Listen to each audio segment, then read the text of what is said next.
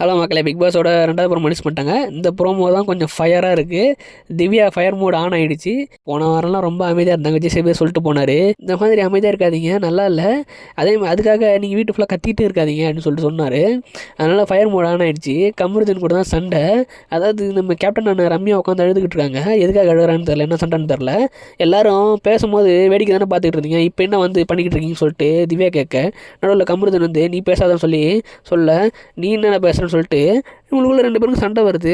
அதில் பிஞ்சிரும்னு சொல்லிட்டு ஒரு வார்த்தை விட்டுறாரு கமருதீன். என்னடா பிஞ்சிரும், என்ன பிஞ்சிரும்னு சொல்லிட்டு சண்டைக்கு போகிறாங்க திவ்யா. அதுக்கு கமருதீனை நம்ம பார்வதியை பொத்தனாப்பில் கூப்பிட்டு போக, என்ன பாரு உனக்கு ஒரு பிரச்சனைனா ஏதாவது ஒரு பையன் ஒன்றா ஏதாவது சொன்னால் நீ சும்மா விடுவியா, நீ மட்டும் அவனை மட்டும் கூப்பிட்டு போகிற, இதெல்லாம் சரியில்லை, பாரு எப்பவுமே கரெக்டாக அப்படின்னு சொல்லிட்டு இவங்க சொல்கிறாங்க. இல்லை நான் 2 பேருக்கும் கரெக்டாக தான் சொல்கிறேன், 2 பேருக்கு பொதுவாக தான் சொல்கிறேன், என்ன பொதுவாக சொல்கிறேன், அவரை மட்டும் கூப்பிட்டு போயிட்டு இருக்க அப்படின்னு சொல்லிட்டு இவங்க சொல்லிக்கிட்டு இருக்கேன். அப்போ திவ்யா என்ன சொல்கிறான்னா, போ அப்படியே கூப்பிட்டு போ, 2 பேரும் கூட போய் எல்லாம் ஒன்றா அப்படின்னு சொல்லிட்டு கையை ஒரு மாதிரி பண்ணுறாங்க. இதோட அந்த ப்ரோமோ கட் ஆகுது. எனக்கு தெரிஞ்சு ரோஸ்ட் எப்படி திவ்யாவுக்கு தான் விடும். தலைவர் கமருதன்லாம் எதுவும் கேட்க மாட்டார் எனக்கு தெரிஞ்சு. ஏன்னா பெருசாக எதுவும் கேட்க வாய்ப்பு இல்லை. எனக்கு திவ்யா இந்த மாதிரி கை சைகைலாம் பண்ணதை வச்சு எனக்கு தெரிஞ்சு திவ்யாவுக்கு தான் அடி விடும். வாரம் திவ்யாவுக்கு அடி விடும், அடுத்த வாரம் அமைதியாக இருப்பாங்க. அப்புறம் விஜய் சேதுபதி தான் சொல்லுவார், கொஞ்சம் அமைதியாக இருக்காதீங்க, நல்லா எதாவது பண்ணுங்கன்னு. அப்புறம் அவரே அடிக்கிறது அடிக்கிறது அந்த மாதிரி தான் விஜய் சேதுபதி பண்ணிகிட்டு இருக்காரு.